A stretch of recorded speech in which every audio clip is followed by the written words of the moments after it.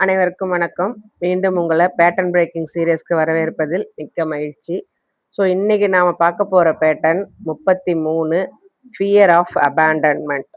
So இந்த பேட்டர்னை பற்றின ஒரு சின்ன வரியில் சொல்லுவோம் அப்படின்னாக்க, நம்மளை சுற்றி உள்ளவங்க, நம்மளோட ரிலேஷன்ஷிப்பில் இருக்கிறவங்க, இல்லை நம்மளோட ரிலேட்டிவ்ஸ், ஃப்ரெண்ட்ஸ், இவங்க கூட இருக்கும்போது நமக்குள்ள ஒரு பயம், இவங்க எப்போ வேணாலும் நம்மளை விட்டு போயிடுவாங்களோ அப்படின்ற பயம், எதுக்காச்சும் நம்மளை விட்டு போயிடுவாங்களோ அப்படின்ற அந்த பயம் நமக்குள்ள எப்பவும் இருந்துகிட்டே இருக்கிறது தான் ஃபியர் ஆஃப் அபேண்டன்மெண்ட் அப்படின்றது.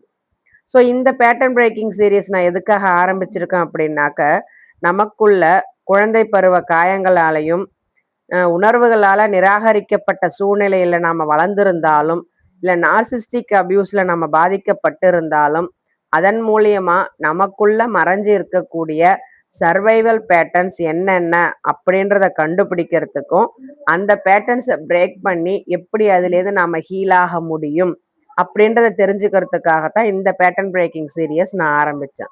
ஸோ இன்னைக்கான pattern fear of abandonment. So இந்த பேட்டர்ன் இருக்கு பார்த்தீங்களா, ஒருத்தவங்க நம்மளை விட்டு போயிடுவாங்கன்ற பயத்தை விடவும் அதிகமான ஒரு விஷயம் இது ஃபியர் ஆஃப் அபேண்டன்மெண்ட் அப்படின்றது. ஏன்னா இந்த பயம் வந்து நம்மளுடைய நர்வஸ் சிஸ்டத்துக்குள்ள, நம்ம மனசுக்குள்ள ஆழமா பதிஞ்சிருக்கும். ஒரு டீப் எமோஷனல் ஃபியர் அப்படின்னு சொல்லுவோம். எதனால அப்படின்னாக்க, நம்ம வந்து வளர்ந்து வந்த சூழ்நிலை, நார்சிஸ்டிக் அபியூஸா இருக்கலாம், டாக்ஸிக் ரிலேஷன்ஷிப்பா இருக்கலாம், இல்ல நாம வளர்ந்து வந்த என்விரான்மெண்ட் வந்து சரியில்லாம இருந்திருக்கலாம். அந்த என்விரான்மெண்ட், ஆனா மோஸ்ட்லி இந்த பயம் நமக்குள்ள உருவாக காரணம் நார்சிஸ்டிக் அபியூஸ் தான். ஸோ அந்த என்விரான்மெண்ட் உங்களுக்கு என்ன கொடுத்துருக்கோம் அப்படின்னா, நீங்க லவ் பண்ண தகுதியானவங்க இல்லை, உங்களை சூஸ் பண்றதுக்கான தகுதி உங்களுக்கு இல்லை, உங்க கூட நிரந்தரமா இருக்கிறதுக்கான தகுதி உங்களுக்கு இல்லை அப்படின்ற ஒரு நம்பிக்கைய, இதுக்கெல்லாம் நீங்க வந்து தகுதியானவங்க இல்லை அப்படின்ற ஒரு நம்பிக்கையை உங்களுக்குள்ள ஆழமா விதைச்சிருக்கும் நார்சிஸ்டிக் அபியூஸ் அப்படின்றது. ஸோ ஏன்னா நம்மளை அவங்க அப்படிதான் ட்ரீட் பண்ணியிருப்பாங்க. நார்சிஸ்டிக் பீப்புள் நம்மளை அப்படிதான் சின்ன வயசுலேருந்து ட்ரீட் பண்ணி வளர்த்து வந்திருப்பாங்க. ஸோ அதனால இந்த பயம் நமக்குள்ள வந்து ஆழமா தங்கிடும் நமக்கு. ஸோ இது எங்க எதிரொலிக்கும் அப்படின்னாக்க, உங்களுடைய ரிலேஷன்ஷிப்ல எதிரொலிக்கும். புரியுதுங்களா? ஸோ நீங்க எப்ப பாரு ஒரு ஒரு விதமான ஒரு ஃப்ளோட்டிங், ஒரு மிதக்கிற மனநிலையிலே இருப்பீங்க. ஒரு கான்ஃபிடன்ஸ் இருக்காது, ஒரு ட்ரஸ்ட் இருக்காது, ஒரு ஹோப் இருக்காது, அந்த ரிலேஷன்ஷிப்ல ஒரு நம்பிக்கை இருக்காது உங்களுக்கு. என்ன நினைச்சிட்டு இருப்பீங்க, அவங்களுக்கு எப்ப வேணாலும் என் மேல இருக்கக்கூடிய இன்ட்ரெஸ்ட் குறையலாம் அப்படின்ற அந்த வருத்தம் உங்களுக்குள்ள எப்பவும் இருந்துகிட்டே இருக்கும். ஸோ அவங்க ஒரு வேளை ரிப்ளை லேட்டா பண்றாங்க, இல்ல கால் பண்ணாம இருக்கிறாங்க. ஸோ அப்படின்ற ஒரு சின்ன சின்ன சுச்சுவேஷன் வரும்போதும் நீங்க பெருசா பாதிக்கப்படுவீங்க இந்த பயத்தினால. ஸோ என்ன ஆகும் இது அப்படின்னாக்க, எங்க அவங்க வந்து நம்மளை வந்து விட்டுட்டு போயிட்டாங்க அப்படின்னாக்க நமக்கு அது ரொம்ப வலிக்கும். அவங்க நம்மளை விட்டுட்டு போறது ரொம்ப வலிக்கும். அதுக்கு இந்த ரிலேஷன்ஷிப்ல அவங்க நம்ம தப்பா பயன்படுத்தினாலும் பரவாயில்ல, அபியூஸ் பண்ணாலும் பரவாயில்ல, மிஸ்ட்ரீட் பண்ணாலும் பரவாயில்ல, மரியாதை குறைவா வச்சிருந்தாலும் பரவாயில்ல, இல்லை நம்மள ஒரு பொருட்டா மதிக்கலைனாலும் பரவாயில்ல, நாம இந்த ரிலேஷன்ஷிப்ல இருந்துருவோம் அப்படின்னு இந்த பயம் உங்களை அந்த ரிலேஷன்ஷிப்ல தங்க வச்சிரும். கொஞ்சம் யோசிச்சு பாருங்க. அவங்க விட்டுட்டு போனாங்க அப்படின்னாக்க அந்த ஒரு வலி மட்டும்தான் உங்களுக்கு. பட் அவங்க விட்டுட்டு போற அந்த வலிக்கு பயந்துகிட்டு அந்த ரிலேஷன்ஷிப்பை நீங்க கண்டினியூ பண்ணணும்னு நினைச்சீங்க அப்படின்னா, நீங்க அந்த ரிலேஷன்ஷிப்ல இருக்கிற ஒரு ஒரு நொடியும் நீங்க வலியோட வாழ்ந்துட்டு இருப்பீங்க. நல்லா புரிஞ்சுக்கோங்க. ஸோ உங்களுக்கு தகுதியானவங்க உங்களை இப்படி ஒரு சூழ்நிலையில கொண்டு வந்து நிறுத்த மாட்டாங்க. அதையும் நல்லா புரிஞ்சுக்கோங்க.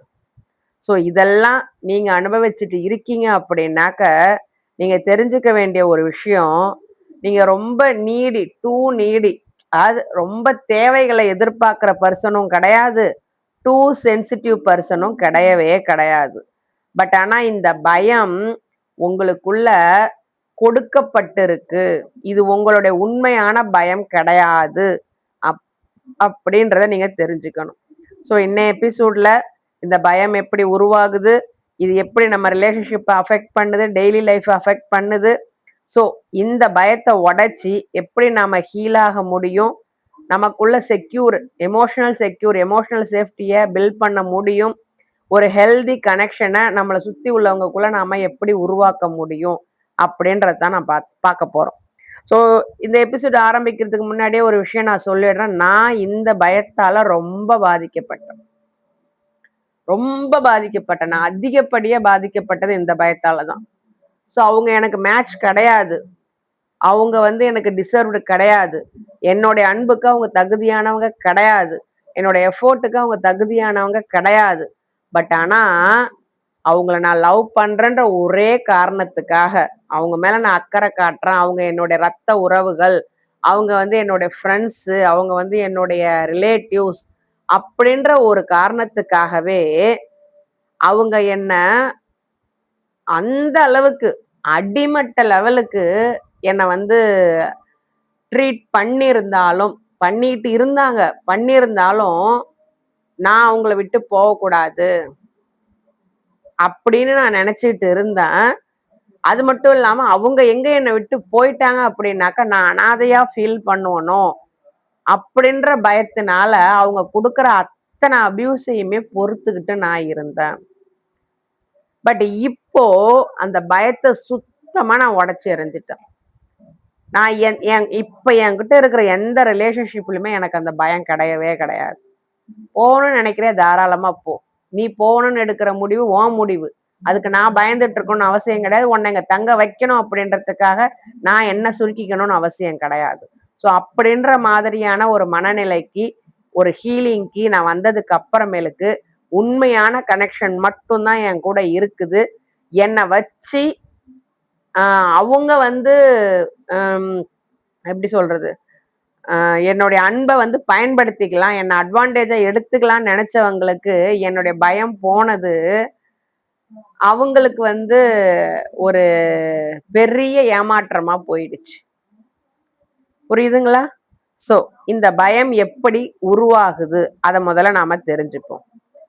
ஸோ இந்த பயம் உருவாக காரணம், குழந்தை பருவத்துல இன்கன்சிஸ்டன்ட் லவ் நமக்கு கிடைச்சிருக்கும். அதாவது அன்பு அப்படின்றது அந்த இடத்துல நிலையாவே இருந்திருக்காது. நமக்கு ஒரு குழந்தை சேஃபா ஃபீல் பண்ணணும் அப்படின்னா அதுக்கு அன்பு, ஆதரவு, அரவணைப்பு கண்டிப்பா தேவை.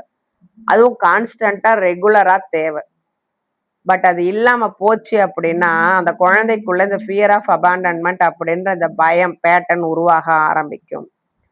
ஸோ லவ் ஒரு நாளைக்கு லவ் இருக்கும், ஆனா மறுநாளே அந்த லவ் காணாம போயிடும். ஸோ இப்படி இருக்கும்போது அந்த குழந்தையோட நர்வஸ் சிஸ்டம், ரிலேஷன்ஷிப் அப்படின்றது அன்பிரடிக்டபிள், யூகிக்க முடியாதது. அதனால அந்த ரிலேஷன்ஷிப்பை நாம தக்க வச்சுக்கிறதுக்கு நாம நிறைய செய்யணும், இல்லைன்னா அந்த ரிலேஷன்ஷிப் நம்மளை விட்டு போயிடும் அப்படின்ற ஒரு பயத்தை உருவாக்கிடும். இது என்ன பண்ணும் அப்படின்னாக்க ஒரு விதமான பதட்டம். நாம யாரா லவ் பண்றோமா, இல்லை நம்மளை யாரா லவ் பண்றோன்னு சொல்றோம், அவங்க எப்போ வேணாலும் நம்மளை விட்டு போயிடலாம் அப்படின்ற ஒரு எண்ணத்தை அந்த குழந்தைக்குள்ள விதைச்சிரும். ரெண்டாவது காரணம் எமோஷனல் நெக்லெக்ட். நாம உணர்வு ரீதியா நிராகரிக்கப்பட்டிருந்தோம் அப்படின்னாக்க இந்த பயம் உருவாகும். நம்மளோட எமோஷனல் நீட்ஸ் அங்க பார்த்துருக்க மாட்டாங்க, ப்ரஷ் அப் பண்ணிருப்பாங்க, தூக்கி போட்டிருப்பாங்க, இக்னோர் பண்ணிருப்பாங்க. இதெல்லாம் ஒரு விஷயமா, இதெல்லாம் ஒரு இதுன்னு எடுத்து பேசுறியா அப்படின்னு நம்மளை கேட்டிருப்பாங்க. நம்மள அங்க ஒரு பொருட்டாவே மதிச்சிருக்க மாட்டாங்க. நம்ம உணர்வுகள் அங்க ஒண்ணுமே இல்லாம போயிருக்கும். அதன் காரணமா நம்ம என்ன நினைச்சிருப்போம் அப்படின்னாக்க, நாம உணர்வுகளை வெளிப்படுத்துறது ஒரு கம்ஃபர்ட்டையோ ஒரு கனெக்ஷனையோ நமக்கு கொடுக்காது அப்படின்னு நாம கத்துப்போம். இது என்ன ஆகும் அப்படின்னாக்க, நம்ம கூட, அதாவது நிறைய மக்கள் நம்ம கூட இருந்தாலும் நம்ம உணர்வுகளை வெளிப்படுத்த முடியாதனால எல்லாரும் இருந்தும் அனாதையா தனிமையா நாம உணருவோம். இது நமக்கு கொடுக்குற தப்பான பிலீஃப் என்ன அப்படின்னா, என்னுடைய தேவைகள், என்னுடைய உணர்வுகள் இங்க முக்கியம் கிடையாது, my needs R emotions don't matter அப்படின்ற ஒரு எண்ணத்தை நமக்குள்ள கொடுத்துரும். மூணாவது காரணம், வாழ்க்கையில சின்ன வயசுலேருந்தும் சரி, இல்லை ஒரு ஸ்டேஜ்லேயும் சரி ரிஜெக்ஷனை பார்த்துருப்போம், லாஸ் பார்த்துருப்போம், ட்ராமா பார்த்துருப்போம். இது எல்லாமே சேர்ந்து நமக்குள்ள இந்த பயத்தை உண்டு பண்ணும். எப்படி அப்படின்னாக்க, பேரண்ட் ஒரு பேரண்ட் வந்து விட்டுட்டு போயிருந்திருப்பாங்க, இல்ல ஒரு பேரண்ட்டுக்கு 2 ஃபேமிலி இருந்திருக்கும். ஒரு ஃபேமிலி மட்டும் முக்கியமா நினைச்சிருப்பாங்க, இன்னொரு ஃபேமிலிக்கு அந்த அளவுக்கு இம்பார்ட்டன்ஸ் கொடுத்துருக்க மாட்டாங்க. ஸோ அதனால அந்த குழந்தைகளுக்கு ஒரு ரியல் பேரண்ட் கிடைக்க வேண்டிய அத்தனையும் கிடைக்காம போயிருந்திருக்கும். ஸோ ஒரு அடல்ட் ஸ்டேஜ் வந்ததுக்கு அப்புறம் டைவர்ஸ், அது வந்து ஒரு பெரிய ட்ராமாவை உண்டு பண்ணிட்டு போயிருக்கும். அதே மாதிரி நம்ம விரும்பின ஒருத்தர் வந்து இறந்து போயிருக்கலாம், இல்ல கான்ஸ்டன்டா சில நேரங்கள்ல துரோகங்களை நாம சந்திச்சிருக்கலாம். ஸோ அது மட்டும் இல்லாம ரிப்பீட்டட் ரிஜெக்ஷன், அதாவது திரும்ப திரும்ப நமக்கு ஏற்பட்ட ரிஜெக்ஷன். ஒரு ரிலேஷன்ஷிப் சரியில்லை, அடுத்த ரிலேஷன்ஷிப் போனோம் அங்கேயும் ரிஜெக்ஷன், அங்கேயும் சரியில்லை அடுத்து போனோம் அந்த ரிஜெக்ஷன். ஸோ இது எல்லாமா சேர்ந்து நம்மளுடைய சென்ஸ் ஆஃப் செக்யூரிட்டியை ரொம்ப பாதிச்சிடும். வாழ்க்கையில செக்யூரிட்டி அப்படின்றது ஒண்ணுமே இல்லை அப்படின்றத பாதிச்சிடும். இதனால என்ன ஆகும், நம்ம எந்த ரிலேஷன்ஷிப்ல இருந்தாலும் இந்த ரிலேஷன்ஷிப் முடிய போகுது, இந்த ரிலேஷன்ஷிப் நிலை இல்லை அப்படின்ற ஒரு தாட் நமக்குள்ள ஓடிக்கிட்டே இருக்கும். இது என்ன பண்ணும், நமக்குள்ள ஒரு விதைக்கிற தப்பான எண்ணம் என்னது, நம்மளை விட்டு எல்லாரும் போயிடுவாங்க அப்படின்னு தான். நான் நிறைய பேரை பார்த்துருக்கேன், நிறைய பேரை கேள்விப்பட்டிருக்கேன். நான் விரும்பின யாரையும் என் கூட இருக்கிறது இல்ல, என்னை விட்டு எல்லாருமே போயிடுவாங்க. ஸோ இதை வந்து உங்களை மனிப்புலேட் பண்றதுக்கும் இந்த வார்த்தையை யூஸ் பண்ணுவாங்க. பட் ஆனா அவங்களுடைய ஒர்த்தை உணராதவங்களும் இந்த வார்த்தையை யூஸ் பண்ணுவாங்க. ஸோ அது உண்மை கிடையாது. உங்களை விட்டு எல்லாரும் போறாங்க அப்படின்னாக்க அது உண்மை கிடையாது, அது ஒரு பேட்டர்ன் அப்படின்றத புரிஞ்சுக்கோங்க. ஸோ 4வது காரணம் narcissistic or unhealthy relationships. Narcissistic ரிலேஷன்ஷிப்ல நான் முன்னமே சொல்லிட்டேன், இந்த பயம் உருவாக காரணம் நார்சிஸ்டிக் ரிலேஷன்ஷிப் தான். ஸோ அதுல லவ் அப்படின்றது கண்டிஷனலா தான் இருக்கும். ஒரு நேரம் கொடுக்கப்படுற அன்பு காரணமே இல்லாம இன்னொரு நேரம் எடுத்துப்பாங்க, டிஸ்டன்ஸ் மெயின்டைன் பண்ணுவாங்க, சைலண்ட் ட்ரீட்மெண்ட் கொடுப்பாங்க. இது என்ன பண்ணும், நமக்கு ஒரு வித இன்செக்யூரிட்டி, பாதுகாப்பின்மையும் அவங்களையே சார்ந்து இருக்கக்கூடிய ஒரு சூழ்நிலையும் நமக்குள்ள உருவாக்கிடும். காலப்போக்கில் நாம ஏதாச்சும் ஒரு சின்ன தப்பு பண்ணா அவங்க நம்மளை விட்டு போயிடுவாங்களோ அப்படின்ற அந்த பயத்தை நமக்குள்ள அதிகமாக்கிடும். அந்த அளவுக்கு அவங்க நமக்குள்ள அந்த பயத்தை உண்டு பண்ணியே வச்சிருப்பாங்க. ஸோ இந்த இடத்துல நம்ம என்ன கத்துக்கிறோம், தப்பான பிலீஃப் என்ன நமக்குள்ள வந்து சேருது, அவங்க லவ்வை நான் சம்பாதிக்கணும்னா என்ன பண்ணணும், அதுக்கான வேலைகளை நான் பண்ணணும். என்ன வேலைகள் பண்ணணும், என்னை சுருக்கிக்கணும், நான் பேசக்கூடாது, என் குரல் வெளியில தெரியக்கூடாது, அவங்களுக்காக எல்லாத்தையும் பண்ணணும், சாக்ரிஃபைஸ் பண்ணணும், நான் எஃபோர்ட் எடுக்கணும், இந்த ரிலேஷன்ஷிப்பை நான் மட்டும்தான் உயிரோட வச்சிருக்கணும் அப்படின்ற பண்ணாதான் அவங்க லவ் நமக்கு கிடைக்கும் அப்படின்ற ஒரு தப்பான எண்ணம் நமக்குள்ள வந்துடும். 5வது காரணம் சர்வைவல் மோடு.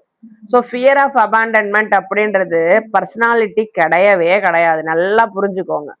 எனக்கு எப்ப பாரு எனக்குள்ள ஒரு பயம் இருக்கும், இவங்க என்னை விட்டு போயிடுவாங்களோ அப்படின்னு நீங்க சொன்னீங்க அப்படின்னா அது உங்க பர்சனாலிட்டி கிடையாது. உண்மையிலே அது ஒரு பேட்டர்ன், அதுவும் உடைக்கக்கூடிய பேட்டர்ன். பட் அதைத்தான் நீங்க புரிஞ்சுக்கல. இது வந்து ஒரு சர்வைவல் ரெஸ்பான்ஸ். உங்களுடைய கடந்த கால வலி மிகுந்த அனுபவங்கள் உங்களுக்கு உருவாக்கின ஒரு சர்வைவல் ரெஸ்பான்ஸ். இதனால உங்க நர்வஸ் சிஸ்டம் என்ன சொல்லுது அப்படின்னாக்க,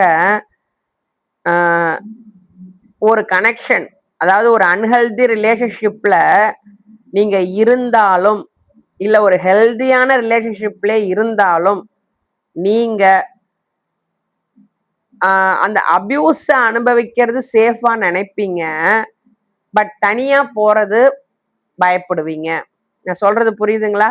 இந்த சர்வைவல் மோட்ல நாம இருக்கிறதுனால, இந்த சர்வைவல் ரெஸ்பான்ஸை நம்ம ஃபாலோ பண்ணிக்கிட்டே இருக்கிறதுனால ஒரு அன்ஹெல்தி ரிலேஷன்ஷிப்ல இருக்கிறது சேஃபு, பட் அவங்க நம்மளை விட்டு போறது நமக்கு பயமா இருக்கும் இப்படின்னு நாம நினைச்சுப்போம்.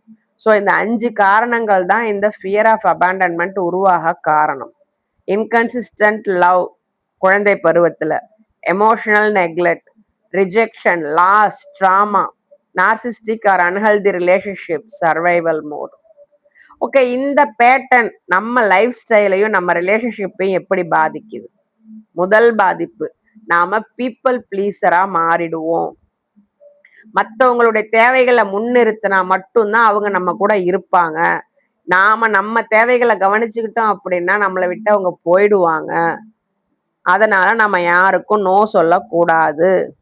அப்படி நம்ம நோ சொன்னோம் அப்படின்னா அவங்க நம்மளை விட்டு போயிடுவாங்க அப்படின்னு பீப்புள் ப்ளீசரா மாறிடுவோம்.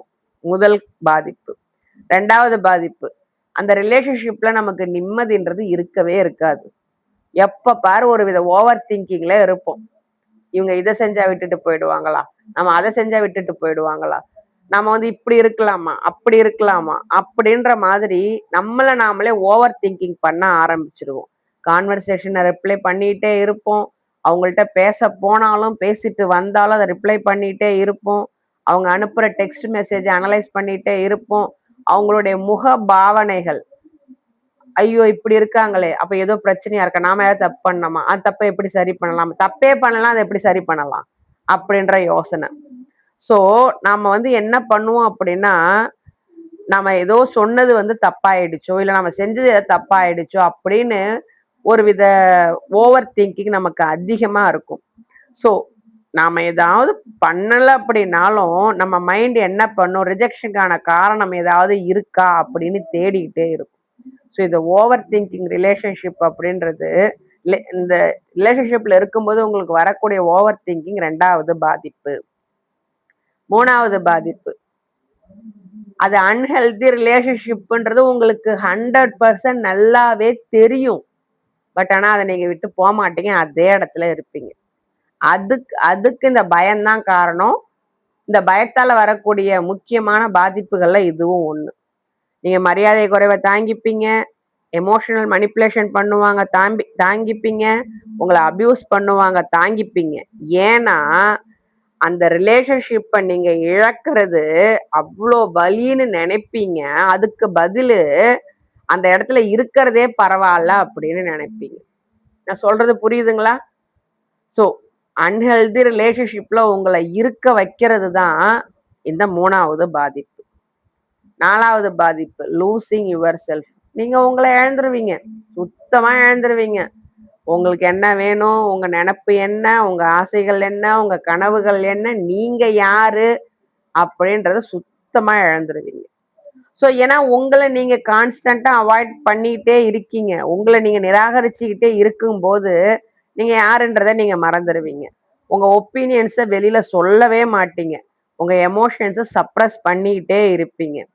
ஸோ நீங்க என்ன ஆயிடுவீங்க அப்படின்னா, மற்றவங்க என்ன விரும்புறாங்களோ அது மாதிரி மாறணும் அப்படின்ற ஒரு பர்சனா மாறுவங்களே ஒழிய நீங்களா இருக்க மாட்டீங்க.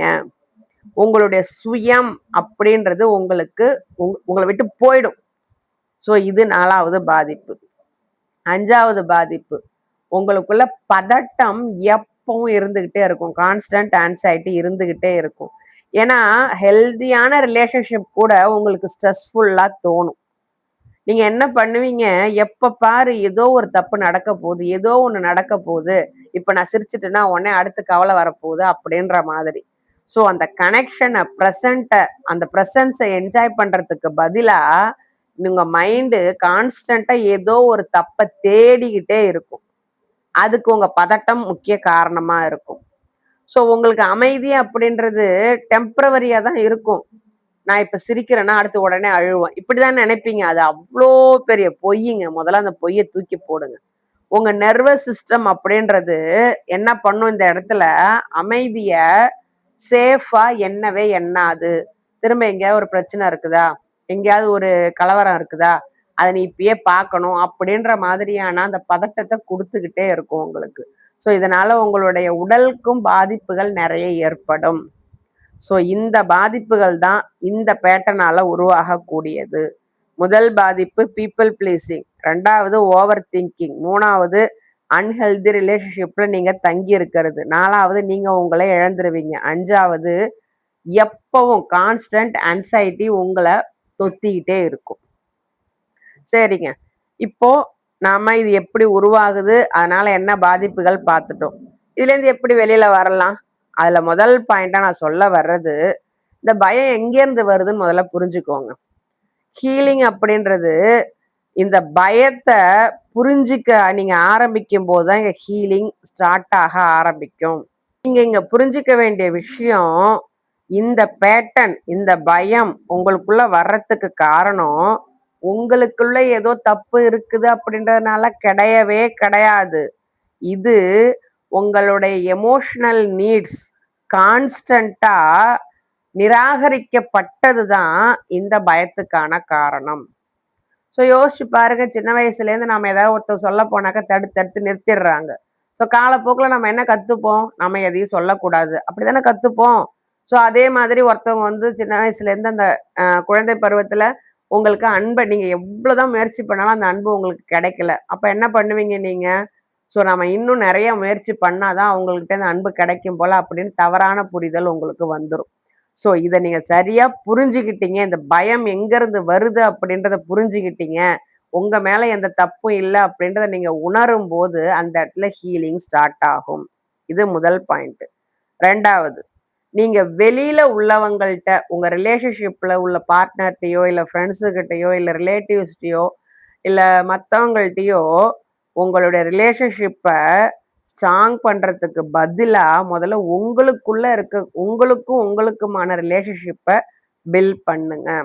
ஏன்னா நீங்க உங்களுக்குள்ள எந்த அளவுக்கு கனெக்டடா இருக்கீங்களோ அந்த அளவுக்கு மற்றவங்களுடைய ப்ரெசன்ஸோ ஆப்சன்ஸோ உங்களை பாதிக்காது. நான் சொல்ற விஷயம் புரியுதுங்களா? ஸோ நீங்க என் லைஃப்ல யார் வந்தாலும் போனாலும் நான் நானா இருப்பேன், என்னை பத்தி எனக்கு தெரியும், அவங்க எடுக்கிற முடிவுக்கு நான் பொறுப்பில்லை அப்படின்ற ஒரு மனநிலைக்கு நீங்க வந்தீங்க, உங்களுக்குள்ள நீங்க அவ்வளோ கனெக்டட் ஆயிட்டீங்க அப்படின்னாக்க இந்த பேட்டர்னை பிரேக் பண்ண முடியும். ஸோ தனிமையில நிறைய நேரம் ஸ்பெண்ட் பண்ணுங்க, அது உங்களை புரிஞ்சிக்க உதவும். ஸோ அமைதினா என்ன அப்படின்றத முதல்ல கத்துக்கோங்க. நீங்க தான் உங்களுக்கான சேஃப் ஸ்பேஸ் அப்படின்றத நீங்க புரிஞ்சுக்கோங்க. இது ரெண்டாவது பாயிண்ட். மூணாவது, உங்களுடைய ஓல்டு பிலீவ்ஸை சேலஞ்ச் பண்ணுங்க. இந்த பயம் உங்களுக்கு என்ன சொல்லுது? அவங்க என்னை விட்டு போயிடுவாங்க அப்படின்னு தான் சொல்லுது. ஒரு சுய மதிப்பு பண்ணிக்கோங்க. நீங்க ஒருத்தவங்களை உண்மையா லவ் பண்றீங்க, லாயல்ட்டியா இருக்கீங்க, எல்லா சாக்ரிஃபைஸும் பண்றீங்க, எல்லா எஃபோர்ட்டும் கொடுக்குறீங்க. இதையும் மீறி ஒருத்தர் போறாரு அப்படின்னாக்க அது யார் தப்பு? உங்க தப்பா? இல்லை உங்களுக்கு தகுதி இல்லைன்னு அர்த்தமா? இல்லை உங்களுக்கு லக்கு இல்லைன்னு அர்த்தமா? ஏங்க இவ்வளோ ஜெனின் குவாலிட்டிஸோட இருக்கிற உங்களை ஒருத்தர் விட்டுட்டு போறாரு அப்படின்னாக்க அது அவங்க முட்டாள்தனம். இந்த முட்டாள்தனத்தை அவங்களுடைய இந்த முட்டாள்தனத்தை நீங்க புரிஞ்சுக்கிறது உங்களை இந்த பேட்டர்ல இருந்து வெளியில கொண்டு வரும். ஸோ உங்களுடைய ஓல்டு பிலீஃபை கட் பண்ணுங்க. ஸோ பயம் வரும்போது உங்களை சில கேள்விகள் கேளுங்க. உண்மையிலே இந்த பர்சன் என்னை விட்டு போறாரா? அப்படி இல்லைன்னா என்னுடைய கடந்த காலம் இந்த பயத்தை எனக்குள்ள உண்டு பண்ணுதா? ஸோ இந்த கேள்வி உங்களுடைய ப்ரெசன்ட் ரியாலிட்டியும் கடந்த கால காயங்களையும் தனித்தனியா பிரிக்கிறதுக்கு உதவும். புரிஞ்சுதுங்களா?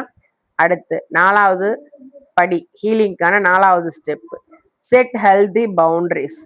ஸோ ஹெல்தியான லவ் அப்படின்றது, உங்க மேல ஒருத்தவங்க ஹெல்தியான லவ் காட்டுறாங்க அப்படின்னாக்க அவங்க உங்களை அபேண்டன் பண்ண மாட்டாங்க. அதுதான் ஒரு ரிலேஷன்ஷிப்கான அடிப்படை நம்பிக்கை. அந்த நம்பிக்கையில அவங்களுடைய பிஹேவியர் கை வச்சுது அப்படின்னா அவங்க உங்களுக்கானவங்க கிடையாது.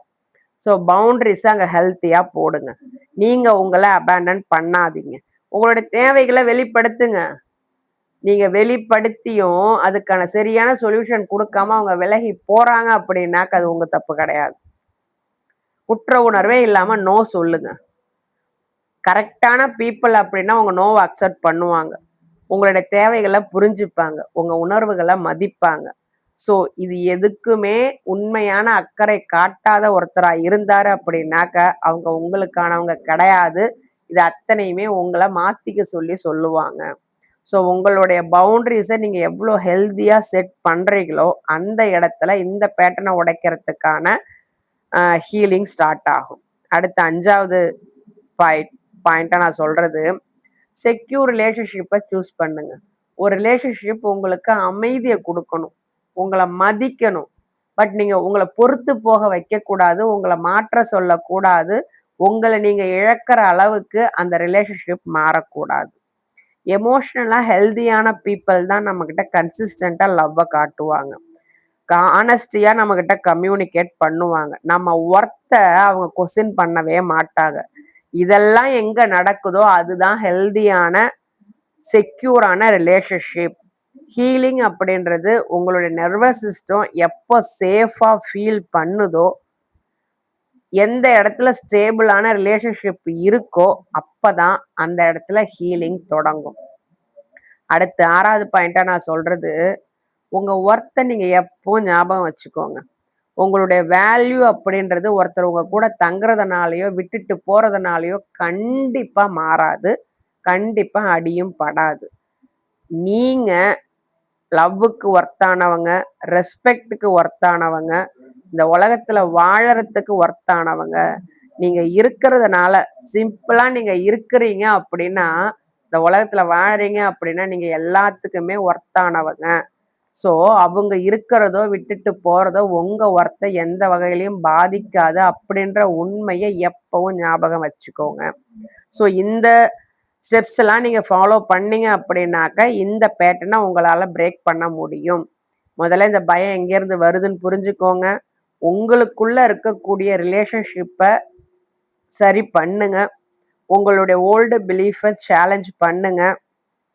பவுண்டரிஸ், ஹெல்த்தியான பவுண்டரிஸை செட் பண்ணுங்க. செக்யூர் ரிலேஷன்ஷிப்பை சூஸ் பண்ணுங்க. உங்க ஒர்த்தை நீங்க எப்பவும் ஞாபகம் வச்சுக்கோங்க. இந்த எபிசோட க்ளோஸ் பண்றதுக்கு முன்னாடி உங்களுக்கு இந்த பயத்தை உடைக்கணும் அப்படின்ற எண்ணம் இருந்தது, பட் எனக்கு இதை எப்படி ஸ்டார்ட் பண்றது, என்ன பண்றது அப்படின்னு தெரியல அப்படின்னாக்கா உங்களுக்கு என்னுடைய வாட்ஸ்அப் கம்யூனிட்டி ஹெல்ப் பண்ணும். பயோவில் என்னுடைய வாட்ஸ்அப் நம்பர் இருக்கு. அந்த நம்பருக்கு இன்ட்ரெஸ்டட் அப்படின்னு ஜாயின் பண்ணீங்க, மெசேஜ் பண்ணீங்க அப்படின்னாக்கா என்னுடைய வாட்ஸ்அப் கம்யூனிட்டி பற்றின தகவல்களை நான் உங்களுக்கு சொல்லுவேன். விருப்பம் இருந்தால் நீங்கள் அதில் ஜாயின் பண்ணிக்கலாம். மேலும் இந்த மாதிரியான பேட்டர்ன்ஸ்லேருந்து நீங்கள் ஹீல் ஆகணும் அப்படின்னு நினச்சிங்க அப்படின்னாக்க என்னுடைய பிளேலிஸ்ட்டில் என்னுடைய சேனல் மெம்பர்ஷிப்பில் 30 டே ஹீலிங் ஜேர்னி சீரீஸ் போயிட்டுருக்கு. அந்த வீடியோஸ் உங்களுக்கு ஒரு நாளும் நீங்கள் பண்ண வேண்டிய வழிமுறைகளை உங்களுக்கு சொல்லும். இந்த பேட்டர்னை உடைக்கிறதுக்கு உண்டான ஸ்டெப்ஸை நீங்கள் ஒரு நாளும் எப்படி ஃபாலோ பண்ணலாம் அப்படின்ற வழிகாட்டுதல் அந்த வீடியோஸில் உங்களுக்கு இருக்கும். ஸோ என்னோட சேனல் மெம்பர்ஷிப் ஜாயின் பண்ணீங்க அப்படின்னாக்கா அந்த வீடியோ உங்களுக்கு கிடைக்கும். ஸோ இந்த எபிசோட் உங்களுக்கு தொடர்புடையதாக இருந்தது அப்படின்னாக்க உங்களுக்கு நான் விட்டுட்டு போகிற மெசேஜ் இதுதான். உங்களுடைய ஃபியர் ஆஃப் அபேண்டன்மெண்ட் அப்படின்றது உங்களுடைய வாழ்க்கைக்கான தீர்ப்பு கிடையவே கிடையாது. அது ஒரு குணப்படுத்தப்பட வேண்டிய காயம் அப்படின்றத தெரிஞ்சுக்கோங்க. இந்த இடத்துல இந்த காயம் சரியாகணும்னா அவங்கள சுத்தி இருக்கிற மக்களை உங்க கூட தங்க வைக்கிறது கிடையவே கிடையாது.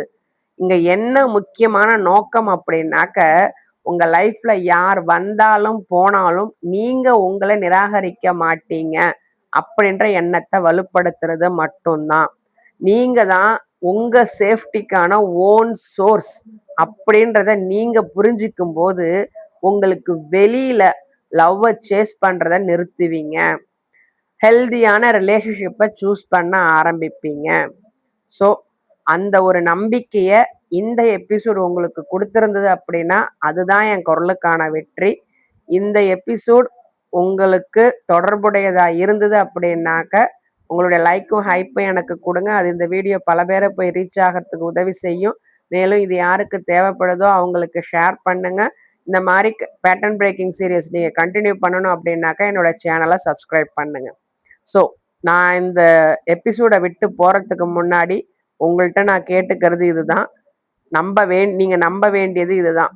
நீங்கள் லவ்வுக்கு தகுதியானவங்க, எமோஷனல் சேஃப்டிக்கு தகுதியானவங்க, ஜெனியூனான ரிலேஷன்ஷிப்க்கு தகுதி வாய்ந்தவங்க.